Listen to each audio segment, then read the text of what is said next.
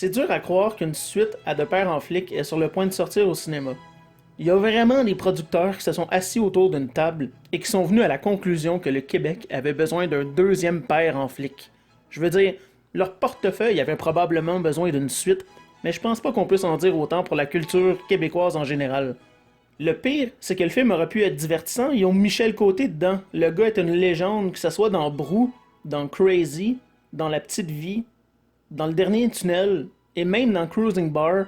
Michel Côté a un talent d'acteur indéniable et a marqué le cinéma québécois comme personne. C'est d'ailleurs pour cette raison-là que j'avais hâte de voir le film quand il est sorti en salle en 2009, même si je m'attendais à un rip-off cheap de film policier américain. Avec le recul, c'est un peu ça qu'on a eu, si on remplace des scènes d'action avec un trip de camping dans le bois. En plus de Michel Côté, on retrouve dans le film Louis-José Hood, Rémi Girard et Caroline Davernas. La première scène s'ouvre sur une tentative d'infiltration policière qui tourne mal, où le partenaire de Louis-José Hood se fait kidnapper par un motard. L'organisation criminelle s'appelle les Blood Machines et ont à leur emploi Maître Bérubé. Attends une seconde, c'est-tu Jean-Michel Anctil? Oh boy, le film va être pas mal plus divertissant que prévu. Si son talent d'acteur est la moitié de celui de Martin Matt dans Nitro, je pense qu'on peut s'attendre à un antagoniste de haut niveau. On me dire que c'est pas toi qui as envoyé ça. Pas moi qui ai envoyé ça. Dis rien. Wow. C'est beau pareil, hein, ce qu'ils peuvent faire avec Photoshop. Peux-tu m'en imprimer une copie? On veut pas le tuer, on veut juste y casser les jambes. Mais non, c'est pas très sympathique. Je m'en sac, je veux revoir Bérubé à la maison. Fais attention pour le Christ d'innocent. Oui, remets pas mon autorité en jeu, c'est clair, ça?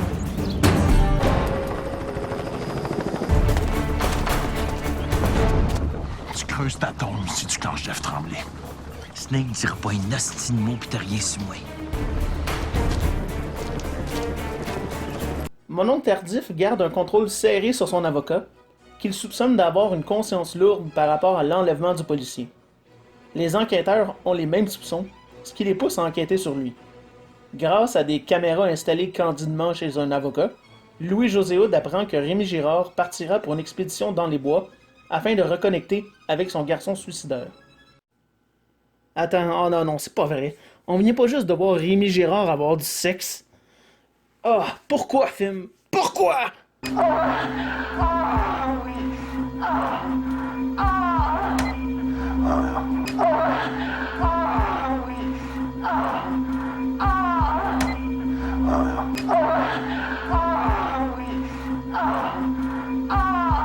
Donc, le père va pas bien, le fils va pas bien, et la mère va essayer de régler le problème.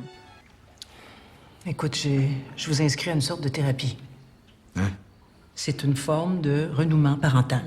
Faut suivre Bérubé, tu vas y aller avec Marc. Non, il est pas question que j'aille en campagne avec lui, c'est pas possible, ça, là. Je suis d'accord que le vieux monsieur vient de prendre la parole. J'aime pas ça de voir partir dans le bois qu'une gang d'étrangers juste avant le procès. Je pars pas dans le bois avec mon fils, mon oncle. Il va se tirer une balle, t'es capable de comprendre ça? J'aime pas ça pareil. Nous voici donc rendus à l'intrigue principale, où on nous présente les personnages qui nous accompagneront au cours de ce voyage. Le psychologue en chef, tout droit sorti de Radio Enfer, les comical relief unidimensionnels, le père hippie et son fils capitaliste, et Normand d'amour. Très tôt, on comprend que la stratégie de Michel Côté va être d'écœurer son fils afin d'impressionner Rémi Girard. Cette méthode va se répéter souvent et va devenir le moteur de la structure narrative du film. Là, c'est pas là. Force-toi. Force-toi de quoi? Ça serait plus efficace si le combat était réaliste, fait que donne tout ce que t'as, OK? Comment ça, réaliste? Je vais te sacrer une volée. Hein? Pour impressionner Bérubé. On va assister au combat des générations entre les baby boomers et les X. Nos gars font partie de la génération la plus gâtée de toute l'histoire de l'humanité. C'est pareil. Passe des astis de journée à downloader. Hein? Download de la TV, download de la musique, download des jeux vidéo. Ils sont capables de downloader un film avant qu'il sorte, mais demande-le pas de visser une étagère. Ah non, ça c'est compliqué, ça, ouais. Hey, ils ont 345 amis sur Facebook. Quand c'est le temps de déménager, ils n'ont plus un esti. Dans ce temps-là, c'est qui appelle? Habite tes testicules un petit peu! Marc, Un grief! Un grief! Marc, calme-toi, pense-toi, relax, respire, coucher. Petit show-off de baby boomer sur le Viagra à marde. Il peut pas prendre sa retraite au lieu de nous rejouer son DVD scratché d'imitation de Bruce Willis, de Die Hard 23, de Panique à l'hospice. Malheureusement, il arrive fréquemment que les gags des différences entre les jeunes et les vieux plantent. Certains gags ne sont juste pas très bien développés ou sont tellement dans ta face que c'en est malaisant. Ça, c'est, Benoît, mon bébé. Le problème à Benoît et à moi, c'est que... on s'aime trop. Ça, c'est mon père. Invincible comme un super-héros. Fait que... on est bien content d'être ici. Ouais, on est bien content.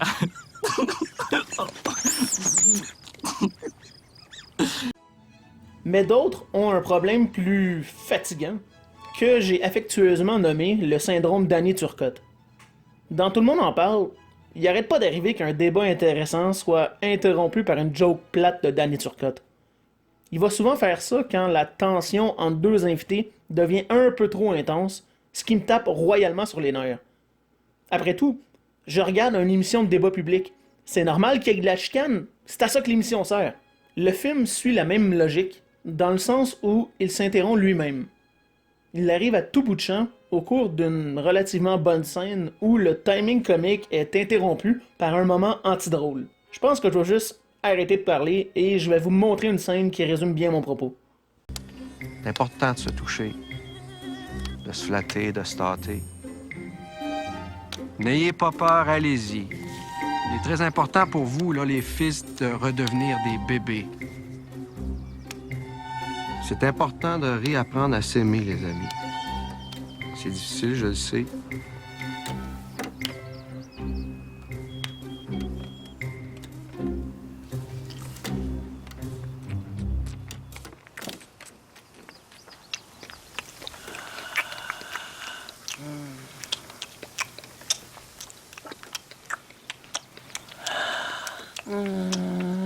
Le film a donc un ton très inégal, et ce problème-là est le plus évident à travers le personnage de Louis-José Hood. J'ai hésité à utiliser le terme de personnage parce que il m'est jamais arrivé de croire pour une seule seconde que la personne que je regarde dans le film est quelqu'un d'autre que Louis-José Hood. Ce gars-là est incapable de jouer un personnage autre que lui-même, et j'ai pas de la difficulté à croire que quand les producteurs de Père en flic l'ont engagé, c'est exactement ce qu'ils voulaient. Déjà en 2009, Louis-José Hood avait une très bonne base d'admirateurs qui seraient probablement prêts à payer pour aller le voir dans une comédie policière. Je comprends donc la logique du pourquoi il était embauché.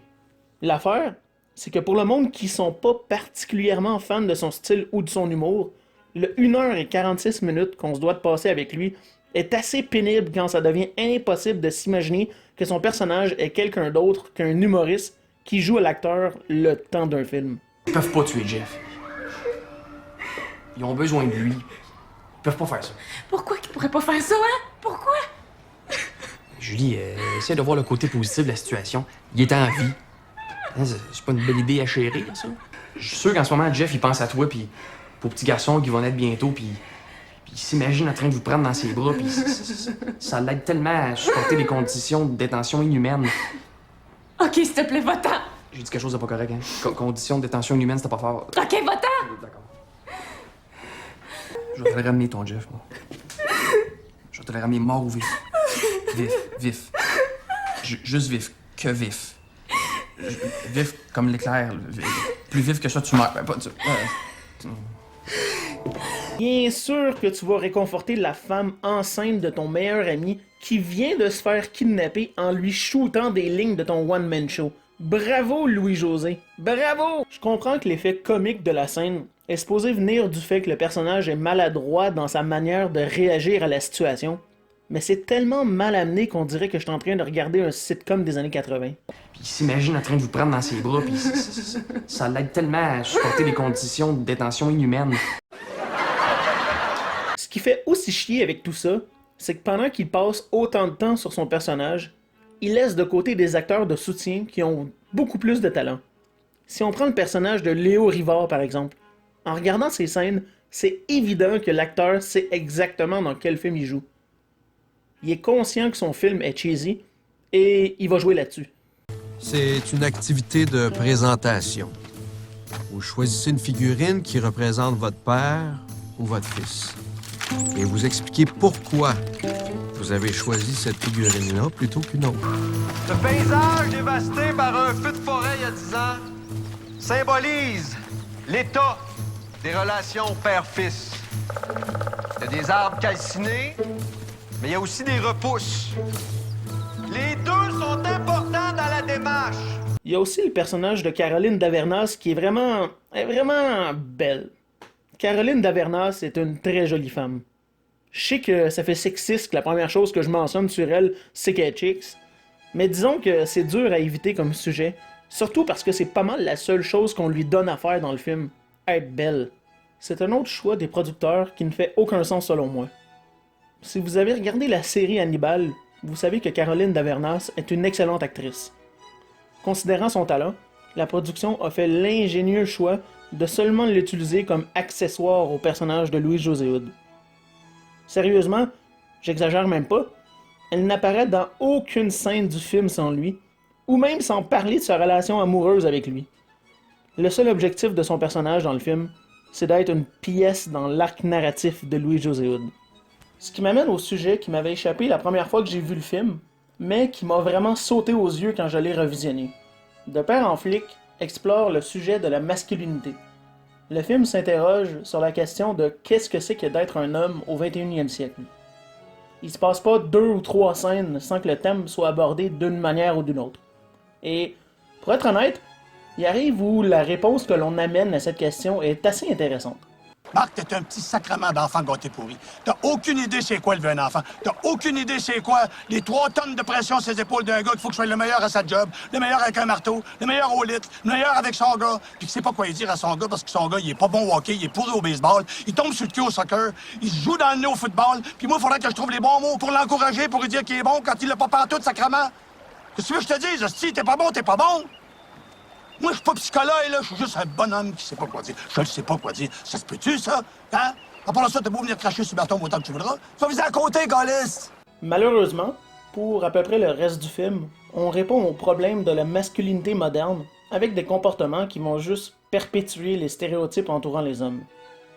Les pères et leurs fils sont au camp pour développer une relation plus proche entre eux. Mais tout au long du film, ils nous montrent que la seule chose qui les unit, c'est leur amour pour la bière, le cul et leur aptitude à démontrer leur capacité physique supérieure à la moyenne. Tu sais, quand tu réduis ce que c'est que d'être un homme à vouloir fourrer, c'est pas juste réducteur pour les femmes, ça nous empêche de comprendre une partie de nous-mêmes. Traditionnellement, les hommes ont de la difficulté à exprimer leurs sentiments, ce qui peut accentuer l'isolement et le désespoir chez quelqu'un qui est pris avec ces problèmes-là. C'est pas pour rien que le taux de suicide réussi est aussi élevé chez les gars. Si le seul modèle commun de ce que c'est qu'un homme considère l'ouverture d'esprit, la communication et la tendresse comme des gestes efféminés à proscrire, on est condamné à demeurer prisonnier d'un cercle vicieux éternel. C'est pour ça que je considère le film comme assez ironique, parce que la masculinité toxique est une des principales causes des problèmes père-fils. Et qu'en regardant les activités organisées pour eux par le psychologue en charge, j'ai l'impression que le camp reproduit et favorise certains comportements nuisibles plutôt que d'une prise de conscience du véritable problème. Oui, la scène finale entre Rémi Girard et son fils montre justement comment la masculinité aveugle affecte leurs relations. Tabarnak, Tim. Tu voyais pas que je t'aimais? T'as jamais vu que je t'aimais tellement que ça me faisait quasiment mal? Quand t'étais jeune, Tim, t'étais un petit gars sensible, délicat, fragile, brillant. Quand j'étais petit, la sensibilité, je l'ai payé cher. Avec le père que j'avais pas le droit d'être sensible. Moi, quand je broyais, je passais par là. Quand je te voyais, mon gars, c'est moi que je voyais assez. C'est moi que je méprisais. Mais il reste que la scène se passe dans un bar à Pitoune, où la première chose que Rémi Girard fait en rentrant, c'est de pogner le cul d'une serveuse en riant d'un gros rire gras. Je trouve que les créateurs ont manqué une bonne occasion. Ils auraient pu montrer la différence entre la conception masculine des jeunes par rapport au mode de pensée de la vieille école. À la place, ben, on a ça. Moi, je dis que c'est pas pour se retrouver entre gars qu'on est venu ici, c'est pour se retrouver sans femme. C'est ça, la thérapie. Monsieur. C'est vrai qu'il n'y en aurait pas de problème entre les pères et les fils là, si les femmes s'en mêlaient pas. Bon, je vais arrêter de faire mon preacher. Faut bien finir ce film-là un jour ou l'autre. Donc, avec le temps, Michel Côté développe une amitié avec Rémi Girard. Le policier est sur le point de proposer un deal avec l'avocat, quand il se rend compte que les deux comical relief travaillent en fait pour les motards. S'ensuit une scène d'action hilarante où la moyenne d'âge des protagonistes doit être aux alentours de 60 ans.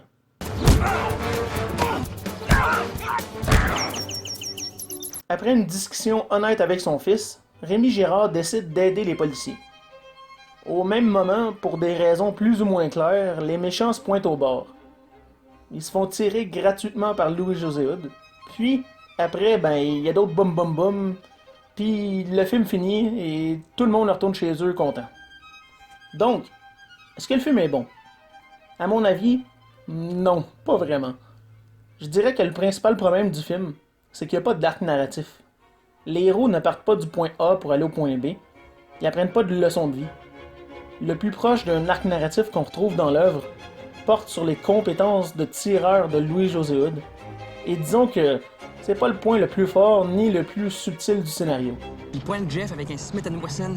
Modèle 19 avec une poignée en bas. Ok, ta gueule, tire-le tout de suite. Attends. Marc, tire-le tout de suite, je t'ai dit. Attends. Qu'est-ce que t'attends? Tire! Qu'est-ce que t'as fait? Qu'est-ce que t'attendais pour tirer? J'avais une fenêtre de 3-4 secondes, j'étais à 150 pieds, puis fallait que je volais la vitesse du vent qui était comme à 15 km/h. Hey, Miss Météo, c'était pas le temps d'étendre ton linge, là, c'était le temps de tirer! Quand quelqu'un est pris comme bouclier humain, où c'est que tu tires? Poigner le gars d'en arrière sans tuer le gars d'en avant. En dessous de la clavicule. Excellent. Astor. Pense pas, pis tire! Vas-tu tirer? Qu'est-ce que t'attends? Tire! Qu'est-ce que t'attends quand t'attends? T'attends que ça soit plus de temps, c'est ça?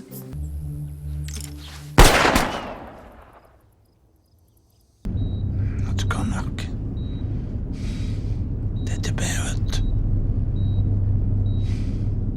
T'as pas hésité une seconde. En regardant la bande-annonce du deuxième, je crois pas qu'on peut s'attendre à un chef-d'œuvre de ce côté-là non plus. Ils ont décidé d'y aller avec la formule classique du « on refait le même film, mais avec un setup un peu différent ». Ce coup-là, les relations de couple semblent être le thème principal de l'histoire, un sujet si peu exploré dans l'humour québécois. J'espère juste qu'ils ont écrit un rôle un peu plus développé pour la blonde de Louis-José Hood, qui s'est étrangement métamorphosée en Karine Vanasse entre les deux films.